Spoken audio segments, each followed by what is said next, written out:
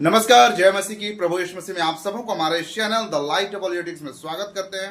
सो मसीह मेरे प्रियो, थंबनेल देखकर आपको अंदाजा हो गया होगा कि आज मैं किस टॉपिक पे बात करने वाला हूं। आज मैं कुछ बातों को, कुछ विषय को मैं आज आप लोगों के सामने में रखना चाहता हूं। कल रात में 8 बजे शुरू होना था एक डिबेट, और उस डिबेट में pastor Daniel Raj versus Angel V Chandra, दोनों जन का डिबेट हुआ था बीते रात में। और उस डिबेट का जो टॉपिक था अन्य भाषा। और उस डिबेट को जब मैं देखा तो भाई साहब, मैं ताजुब हो गया कि ऐसा भी कोई डिबेट होता है, ऐसा भी कोई तर्क रखता है बाइबल को लेकर।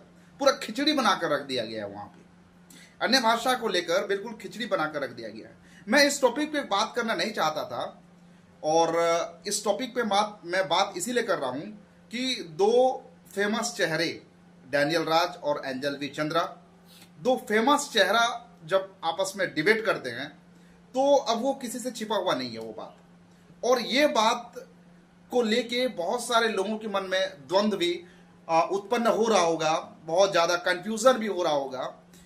ऐसे डिबेट नहीं होता है, ठीक है, ऐसे डिबेट नहीं होता है। डिबेट के कुछ रूल्स होते हैं, नियम्स होते हैं, उसको तो सबसे पहले फॉलो करना चाहिए, सीखना चाहिए, तब जाकर डिबेट के लिए आना चाहिए। खैर छोड़िए, उन सब बात को हम अलग रखते हैं। अब मुद्दे पे बात करते हैं। पहले मैं एंजल वी चंद्रा के ऊपर अगर मैं बात करूं तो एंजल वी चंद्रा जो है वो एक दहाड़ कर बोलने वाले एक प्रचारक है, इसीलिए मैं उनकी मैं कदर करता हूं, उनकी तारीफ करता हूं। और मुझे अच्छा लगता है ऐसे लोग जो दहाड़ कर दिलेरी के साथ निडरता से बात करते हैं, ऐसे लोगों में मैं पसंद करता हूं। लेकिन एंजल वी चंद्रा जो भाई है, उन्होंने जो कुछ गलतियां किया हुआ है जो कि काफी शर्मनाक है। मैं ऐसा क्यों कह रहा हूं? मैं पहले भाई एंजल वी चंद्रा को इज्जत करता था, मेरे मन में आज भी उनके लिए इज्जत है। लेकिन कुछ बातों को, उनका इंटरप्रिटेशन को जब मैंने देखा, जब बाइबल को लेकर कुछ इंटरप्रेट कर रहे हैं, वो देखने के बाद भाई के लिए थोड़ा सा मेरे अंदर थोड़ा सा खटास हो गया है। खटास इसीलिए नहीं कि मुझे उनके साथ कोई दुश्मनी है, खटास इसीलिए कि उनका जो बाइबल नॉलेज बहुत लो है। वो बस कॉमन सेंस पर भरोसा रखते हैं। Common sense, common sense, common sense.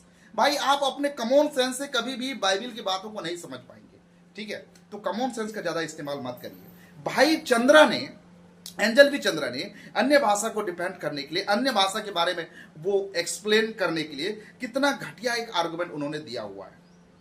भाई एंजल वी चंद्रा कहते हैं कि वो जो है रबा रबा शब्द को वो समझाने के लिए, बताने के लिए, मैं आज कोई बड़ा टीचिंग यहाँ पे नहीं दे रहा हूँ, कुछ बात को मैं कहना चाहता हूँ। और एंजल वी चंद्रा भाई, अगर आप मुझसे डिबेट करना चाहते हैं तो उसके लिए भी मैं तैयार हूँ, मैं तैयार हूँ, ठीक है? अगर आप मुझसे डिबेट करना चाहते हैं तो मैं उसके लिए भी मैं तैयार हूं, और मैं डिबेट के लिए मैं आपको आमंत्रित करता हूं। इस वीडियो के माध्यम से मैं आपको आमंत्रित करता हूं। देखिए, डिबेट का मतलब ये नहीं कि मैं आपसे ज्यादा जानता हूं और मैं आपसे तर्क वितर्क करूंगा। डिबेट का मतलब ये है कि जो गलतियां हैं उस गलतियों का खुलासा होना चाहिए, ठीक है? तो मैं ये कह रहा था कि भाई जो है राबा राबा का जो एक्सप्लेनेशन दे रहे हैं, आप लोग ये कहते हैं कि वो एक स्वर्गीय भाषा है जिसकी कोई नहीं समझता, हाँ? और आप वही बात को आप स्थिर नहीं है, अपनी ही बातों में आप स्थिर नहीं है, और ये कहते हैं कि संसार की कुछ भाषाओं को लेके आप बता रहे हैं कि ये वहां पे राबा का मतलब ये है, शाबा का मतलब ये है, रिबी रिबी का मतलब ये है, अरबी में ये है, उर्दू में ये है, पंजाबी में ये है। तो भाई आप तो खुद ही उस लैंग्वेज को, जिसको आप कह रहे हैं कोई नहीं समझता है, स्वर्ग की भाषा है, लेकिन आप खुद ही उसका एक्सप्लेनेशन किस तरीके से दे रहे हैं? आप तो अपने ही बात में स्थिर नहीं है। और अगर आप अपने बात में स्थिर नहीं है तो भाई साहब, आपकी जो बाइबल स्टडी है, आपने क्या स्टडी किया हुआ है? कितने लो मानसिकता के आप हो, आप खुद ही इससे जांचे जाते हो। और एक बात मैंने नोट किया, जहां पर एंजल वी चंद्रा कहते हैं कि पौलुस प्रेरित जब माल्टा द्वीप में जाता है तो वहां पर उसने प्रचार नहीं किया। हद हो गई यार, क्या बात करते हैं आप?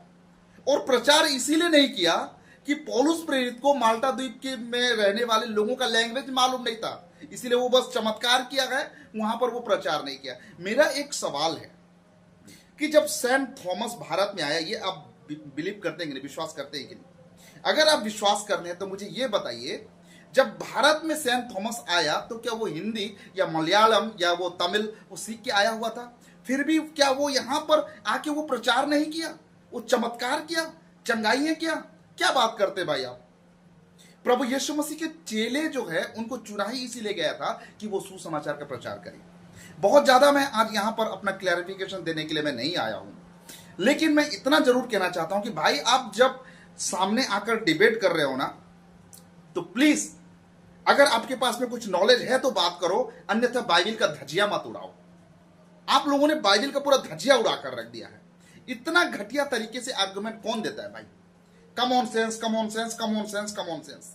पेंतिकोस के दिन में जो कुछ हुआ था उसको लेकर भी कितना गलत तरीके से आपने आर्गुमेंट दिया है। पेंतिकोस के दिन में सब लोग जब एक साथ बोले तो किसी की बात समझ में नहीं आ रही है, और आपने एक उदाहरण भी उसका आपने दिखाया था।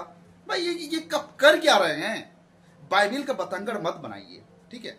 सो मसीह मेरे प्रियो, आप लोग जितने लोग भी आप लोग देखते हो किसी को भी, बाइबल से हो के आप चीजों को देखिए, ठीक है? किसी के कह देने से, किसी के बहकावे में अपना कॉमन सेंस का ज्यादा यूज मत करिए, अपना बुद्धि का ज्यादा इस्तेमाल मत करिए, ठीक है? बुद्धि का इस्तेमाल का मतलब ये नहीं कह रहा हूं कि आपको जो संसारिक बुद्धि है वो नहीं, यहोवा का भय मानना बुद्धि का मूल है। और वो बुद्धि क्या है?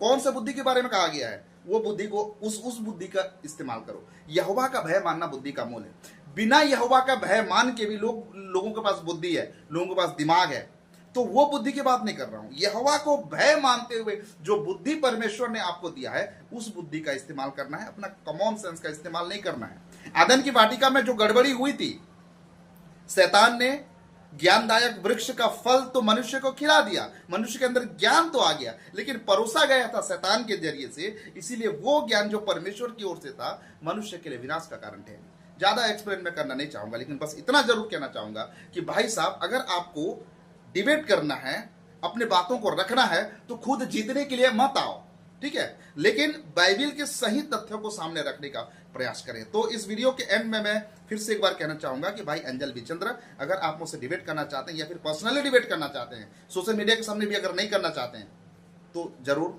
मैं आपको वेलकम करता हूं। और मैं ये आपको कोई चुनौती नहीं दे रहा हूं, ठीक है? या फिर आपसे मेरे कोई दुश्मनी नहीं है, लेकिन मैं चाहता हूं कि आप एक फेमस चेहरा है सोशल मीडिया के ऊपर में, हमारे मसीह जो प्रचारक के बीच में आपको बहुत सारे लोग जानते हैं, तो आप ऐसे बचकाना बात करेंगे तो मसीहत का जो छवि के ऊपर में आंच आने का संभावना होगी, ठीक है?